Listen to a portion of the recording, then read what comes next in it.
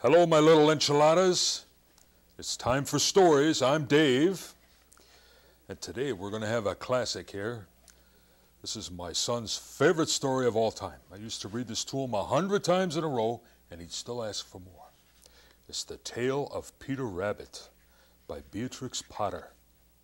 The Tale of Peter Rabbit. Okay. Once upon a time there were 4 little rabbits, and their names were Flopsy, Mopsy, Cottontail, and Peter. They lived with their mother in a sandbank underneath the root of a very big fir tree. "Now, my dears," said old Mrs. Rabbit one morning, "you may go into the fields or down the lane, but don't go into Mr. McGregor's garden. Your father had an accident there. He was put in a pie by Mrs. McGregor. Ew. Now run along and don't get into mischief. I am going out." Then old Mrs. Rabbit took a basket and her umbrella and went through the wood to the baker's. She bought a loaf of brown bread and 5 currant buns.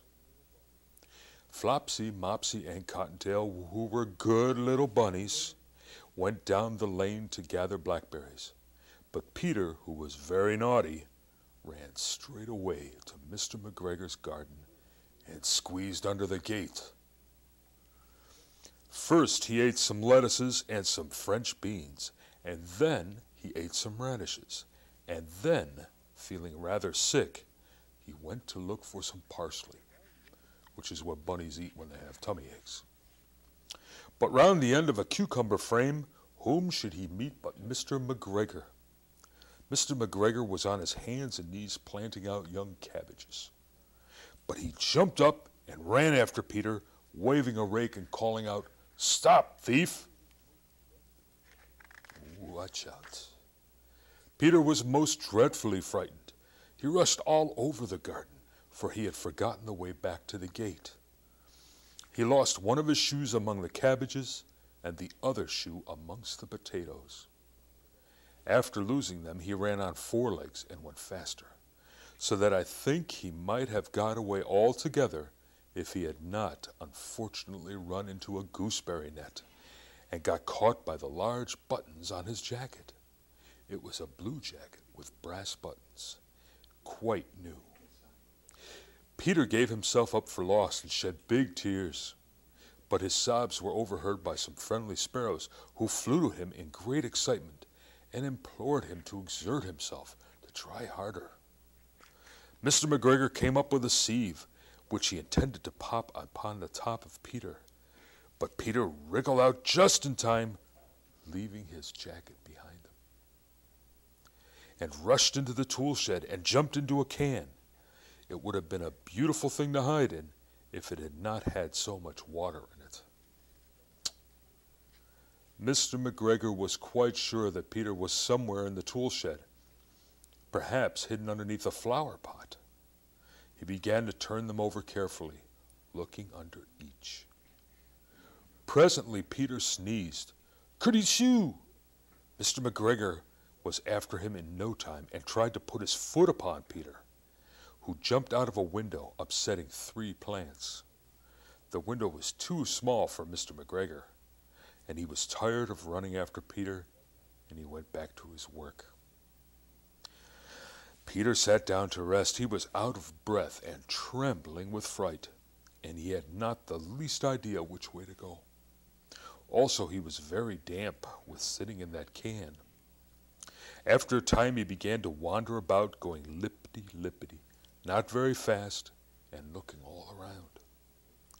He found a door in a wall, but it was locked, and there was no room for a fat little rabbit to squeeze underneath. An old mouse was running in and out over the stone doorstep, carrying peas and beans to her family in the wood. Peter asked her the way to the gate, but she had such a large pea in her mouth that she could not answer. She only shook her head at him. Peter began to cry. Then he tried to find his way straight across the garden, but he became more and more puzzled. Presently he came to a pond where Mr. McGregor filled his water cans. A white cat was staring at some goldfish. She sat very, very still, but now and then the tip of her tail twitched as if it were alive.